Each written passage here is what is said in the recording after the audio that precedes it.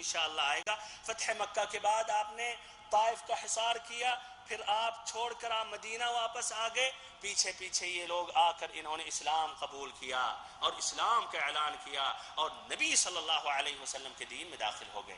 دوسری صفت بھائیو، ایک داعی اللہ کو چاہیے کہ سچے دل سے اللہ سے پناہ مانگے، اللہ تعالی سے التجا کرے، اللہ رب العزت کی عبادت کرے۔ آپ غور کریں، نبی پاک صلی اللہ علیہ وسلم اللہ سے برابر پناہ مانگ رہے ہیں، اللہ سے التجا کر رہے ہیں، دعا مانگ رہے ہیں، پھر ایسے ہی قرآن مجید کی تلاوت کر رہے ہیں، ایسے ہی راستے میں جب پہنچ رہے ہیں اتنی شدت اور عنا اور تکلیفوں کے باوجود قیام اللیل تہجد کی نماز پڑھ رہے ہیں۔ تہجد اور قیام اللیل، تہجد کی نماز پڑھ رہے ہیں۔ اللہم استعان، تہجد کی اہمیت یا فضیلت ہم کیا بیان کریں۔ اگر ہم فجر کی نماز میں سست رہتے ہیں اور شاید ہفتوں مہینوں گزر جاتا ہے اور جماعت کے ساتھ پڑھنے کی توفیق نہ ہوتی ہے۔ بہرحال ایک داعی اللہ کو سمجھنا چاہیے اور فرائض کا تو خاص اہتمام کرنا چاہیے اور فرائض کے بعد نفلوں کا بھی اہتمام کرنا چاہیے، اور اس میں قیام اللیل تہجد کی نماز ہے۔ ایسے ہی بھائیو، تیسری صفت لوگوں پر رحم کرنا، ان پر شفقت کھانا اور نرمی برتنا۔ آپ صلی اللہ علیہ وسلم کو ایک بہترین چانس دیا گیا، ملک الجبال پہنچے اور کہنے لگے اگر آپ چاہیں تو ہاں بس کہہ دیں، اشارہ کریں، مکہ والوں کو دونوں پہاڑوں کے درمیان پیس دیا جائے، کچل دیا جائے۔ آپ نے کیا کہا کہ لا لعل اللہ ان یخرج من اصلابہم من یعبد اللہ وحدہ فلا یشرک بہ شیئا، کہ نہیں، ایسا نہ کریں، ہمیں امید ہے کہ شاید اللہ رب العزت ان کے پشتوں سے ایک ایسی نسل پیدا کرے جو صرف اللہ کی عبادت کرے گی، اس کے ساتھ کسی کو شریک نہ کرے گی۔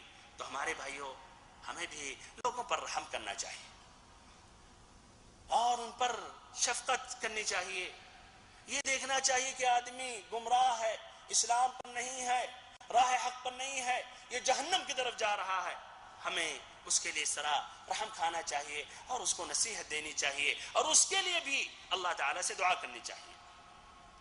دوسرا فائدہ بھائیو، دوسرا سبب اس واقعے میں یہ ہے کہ آپ صلی اللہ علیہ وسلم جب طائف میں داخل ہوئے تو سب سے پہلے ان کے 3 سرداروں کے پاس آپ پہنچے، آپ نے انہیں دین کی تبلیغ آپ نے کی، آپ نے اسلام کی طرف بلایا اور آپ نے ان سے مدد طلب کیا۔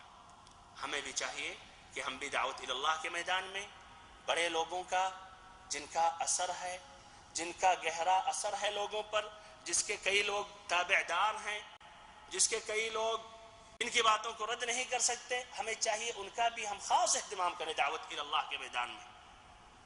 تو جیسے ایک فیملی کو آپ دعوت دینا چاہ رہے ہیں تو سب سے پہلے جو باپ ہے یا اگر دادا ہے، دادا کی چل رہی ہے تو اس سے آپ شروع کریں۔ ایسے ہی کسی گاؤں میں پہنچ رہے ہیں، کسی شہر میں پہنچ رہے ہیں تو آپ وہاں کے جو بڑے بڑے لوگ ہیں، جو مثلا پردھان ہوئے، جو امیر ہوئے، ان تک پہنچیں اور اللہ تعالیٰ کی دعوت کو پیش کریں، شاید اللہ تعالیٰ ان کو ہدایت دے دے، اور اگر اللہ تعالیٰ ان کو ہدایت دے دے گا تو آپ کا کام وہ پورا کر دیں گے۔ تیسرا فائدہ بھائیو، نبی پاک صلی اللہ علیہ وسلم نے ان 3 سرداروں سے یہ کہا جب انہوں نے رفض کیا، بلکہ انہوں نے استہزاء اور مذاق کیا، آپ نے کہا اکتموا عنی، کہ اگر تم لوگوں نے رفض کیا، ہماری بات نہیں مانی، ہماری بات کو ٹھکرا دیا، تو کم سے کم یہ بات اپنے تک محدود رکھو۔ اس سے بھائیو ایک اہم فائدہ یہ ہمیں ملتا ہے کہ کبھی کبھی حکمت کا تقاضا یہ ہوتا ہے کہ انسان بہت سے اپنے امور، بہت سے کاموں کا اظہار لوگوں میں نہ کرے، بلکہ خاموشی سے نہایت ہی خفیہ طور پر وہ کام کو انجام دیتے رہے۔ بہت سے لوگ ہوتے ہیں کوئی بات ان کے دل میں نہیں ٹھہرتی، یعنی مجبور ہو جاتے ہیں کہ کسی نہ کسی کو سنائیں، تو سناتے ہیں اور ساتھ ساتھ کہتے ہیں کہ یار کسی کو نہیں بتانا۔ آپ کو صبر نہیں ہوا، آپ نے بتا دیا تو دوسرے کو کیا صبر ہوگا؟ خاصتاً عورتوں میں یہ بات ہے، ہر عورت دوسری عورت سے یہی کہتی ہے کہ آپ اس لیے کہ ہماری خاص بہن ہیں، سہیلی، اس لیے آپ کو بس میں کہہ رہی ہوں، صرف آپ کو، اور آپ کسی کو نہیں کہنا۔ وہ ہاں نہایت ہی تاکید کے ساتھ کہتی ہاں انشاءاللہ میں کسی سے نہیں کہوں گی۔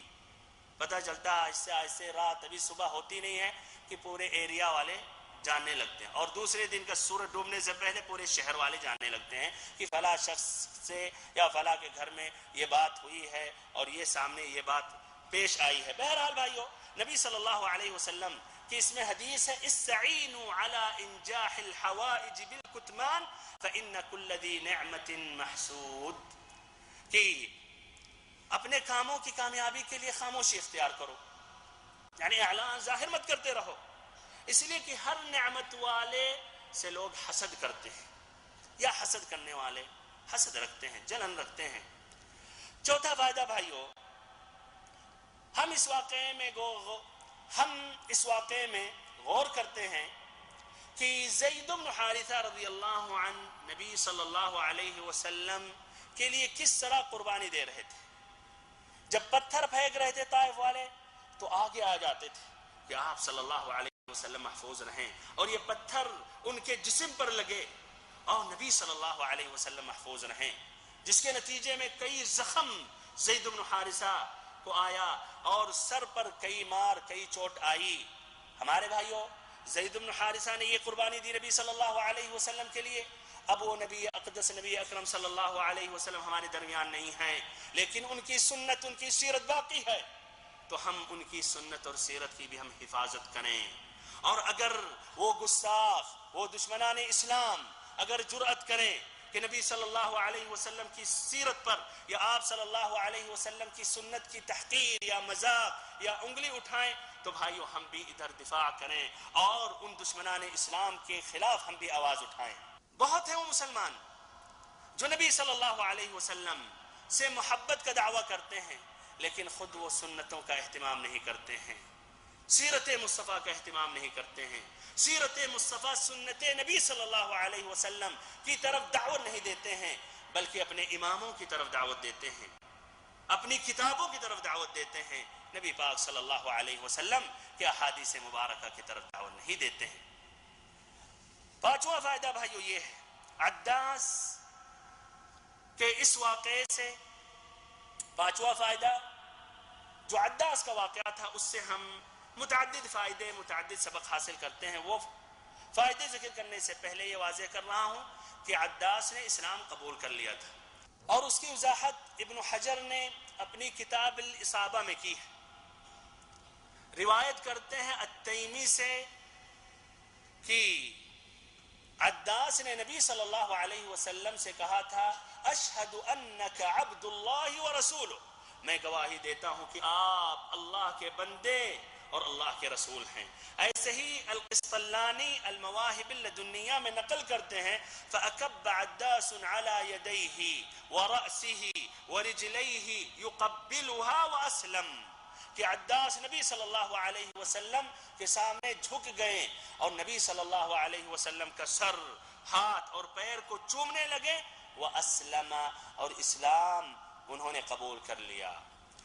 اس واقعے سے بھائیو متعدد فائدے، متعدد سبق حاصل ہوتے ہیں۔ پہلا فائدہ، پہلا سبق یہ ہے کہ نبی پاک صلی اللہ علیہ وسلم تمام لوگوں کو اسلام کی دعوت دیتے تھے، تمام لوگوں کو اسلام کی طرف بلاتے تھے۔ اس میں آپ کوئی فرق نہیں کرتے تھے، نہ کسی آدمی کو حقیر یا کمتر سمجھتے تھے۔ عداس ایک غلام تھا، آپ صلی اللہ علیہ وسلم نے اسے بھی اسلام کی دعوت دی۔ آپ بڑے لوگوں کو بھی آپ دعوت دیتے تھے، جیسے حبیب، مسعود، عبد یالیل، ایسے ہی عداس کو بھی آپ صلی اللہ علیہ وسلم دعوت دیتے تھے، ابو جہل کو بھی دعوت دیتے تھے، ایسے ہی بلال بن رباح رضی اللہ عنہ کو بھی دعوت دیتے تھے۔ تو آپ صلی اللہ علیہ وسلم اس معاملے میں فرق نہیں کرتے تھے، نہ بڑوں میں، نہ چھوٹوں میں، نہ امیر میں، نہ ایسے ہی غریب میں، نہ آدمی میں، نہ عورت میں۔ دوسرا فائدہ اس واقعے سے یہ ہے، ہمارے بھائیوں اور بہنوں، عداس نے اسلام قبول کیا، لیکن اسلام قبول کرنے کا سبب کیا تھا؟ ہاں بھائیوں، اسلام قبول کرنے کا سبب کیا تھا؟ عداس نے ایک برتن میں انگور پیش کیا، عداس نے انگور پیش کیا تھا نبی صلی اللہ علیہ وسلم کے لیے. آپ نے بسم اللہ کہہ کر ہاتھ آگے بڑھا، پھر آپ نے کھایا. یہی بسم اللہ سننے کی وجہ سے عداس نے اسلام قبول کیا. تو ایسے بھائیوں، ہم تمام مسلمانوں کو چاہیے کہ ہم جس طرح زبان سے لوگوں کو اسلام کی طرف دعوت دیتے ہیں تو ایسے اپنے عمل سے بھی دعوت دینی چاہیے. ہمیں خود قدوہ حسنہ بننا چاہیے، اسلام کے تعالیم پر عمل کرنا چاہیے. اگر ہم عمل کرنے لگیں گے تو ایسے ہی بہت سے لوگ مسلمان ہو جائیں گے. تیسرا بھائیو فائدہ عداس کے واقعے سے یا عداس کے قصے سے یہ ہے کہ عداس کو جب یہ علم ہوا کہ یہ محمد صلی اللہ علیہ وسلم اللہ کے رسول ہیں تو انہوں نے کیا کیا؟ ہاتھ پیر سر چومنے لگے، نبی صلی اللہ علیہ وسلم سے محبت ظاہر کرنے لگے، آپ کی تعظیم کرنے لگے. ہمیں بھی چاہیے کہ ہم نبی صلی اللہ علیہ وسلم سے محبت کریں، آپ کی تعظیم کریں، آپ کی سنتوں سے بھی، ایسے ہی آپ کی ہر بات سے، ہر قول سے، ہر فعل سے، ہر عمل سے، ایسے ہی آپ کی مسجد نبوی کی زیارت کریں، اور مسجد نبوی کی زیارت کرنے کے بعد آپ کی قبر شریف کی بھی ہم زیارت کریں، اور آپ صلی اللہ علیہ وسلم پر درود و سلام پڑھیں اور ہمیشہ درود و سلام پڑھتے رہیں.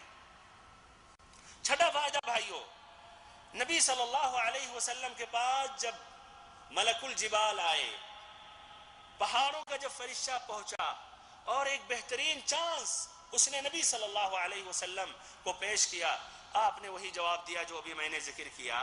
اس سے کیا فائدہ ملتا ہے؟ دو فائدہ. پہلا فائدہ یہ ہے کہ اس میں نبی پاک صلی اللہ علیہ وسلم کے لیے ایک بہترین، اس میں نبی پاک صلی اللہ علیہ وسلم کے لیے ایک عظیم معجزت ہے، ساتھ ساتھ آپ کی تکریم و عزت اور تسکین و تسلی تھی.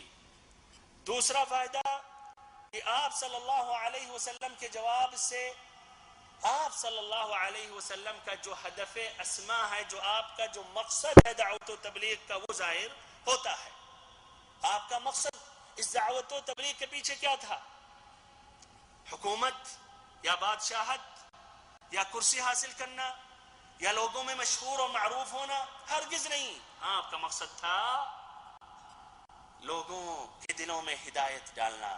آپ کا مقصد تھا کہ لوگ مسلمان ہو جائیں. آپ کا مقصد تھا لوگ موحد ہو جائیں. آپ کا مقصد تھا کہ لوگ شرک سے توحید کی طرف آ جائیں، لوگ ظلمتوں سے، تاریکیوں سے نور کی طرف آ جائیں. اور اگر آپ کا اور کچھ مقصد ہوتا تو بھائیوں منہ بھرتے ہوئے کہتے ہاں ابھی مکہ والوں کو دونوں پہاڑوں کے درمیان پیس دیں. آپ کا مقصد کہ بھائیو دنیاوی امور نہیں تھا، عظیم مقصد یہی تھا کہ یہ لوگ جہنم سے بچ جائیں، یہ لوگ کفر سے نجات پالیں، اسلام میں داخل ہو جائیں، جہنم کے بجائے مرنے کے بعد جنت میں داخل ہو جائیں. ہمارے بھائیو ایسے ہی ہمارا بھی یہی مقصد ہونا چاہیے دعوت اللہ کے میدان میں. ساتواں فائدہ بھائیو یہ ہے کہ ایک مومن، ایک مسلمان کبھی مخصوص ہدف، مخصوص مقصد کے لیے کوششیں کرتا ہے، محنتیں کرتا ہے، لیکن اس مقصد میں کامیاب نہیں ہوتا ہے، لیکن اللہ تعالیٰ اس کے بدلے میں کوئی اور دوسرے مقصد میں کامیاب کر دیتا ہے، کچھ اور بھلائی عطا کر دیتا ہے، کچھ اور راستہ کھول دیتا ہے. آپ صلی اللہ علیہ وسلم کو طائف والوں نے تکلیفیں دی، اذیتیں پہنچائیں. آپ وہاں سے جب واپس ہوئے اور وادی نخلا تک پہنچے، وہاں جنوں نے بھائیو اسلام قبول کر لیا. آپ نے سوچا بھی نہیں ہوگا کہ یہ جن اسلام قبول کریں گے. اور بتایا میں نے پچھلے درس میں کہ آپ صلی اللہ علیہ وسلم کو بعد میں علم ہوا کہ کچھ جنوں نے اسلام قبول کیا، کہ کچھ جن نے اسلام قبول کیا، جب اللہ تعالیٰ نے قرآن مجید میں سورۃ الجن اور ایسے ہی سورۃ الاحقاف کی آخری آیتیں نازل کی. آٹھواں فائدہ بھائیو یہ ہے، جنوں نے جو اسلام قبول کیا اس میں متعدد فائدے ہیں. پہلا فائدہ یہ ہے جنوں کا حسن ادب قرآن مجید کے ساتھ. وَإِذْ صَرَفْنَا إِلَيْكَ نَفَرًا مِّنَ الْجِنِّ يَسْتَمِعُونَ الْقُرْآنَ فَلَمَّا حَضَرُوهُ قَالُوا أَنصِتُوا. اللہ تعالیٰ نے جنوں کو جب بھیجا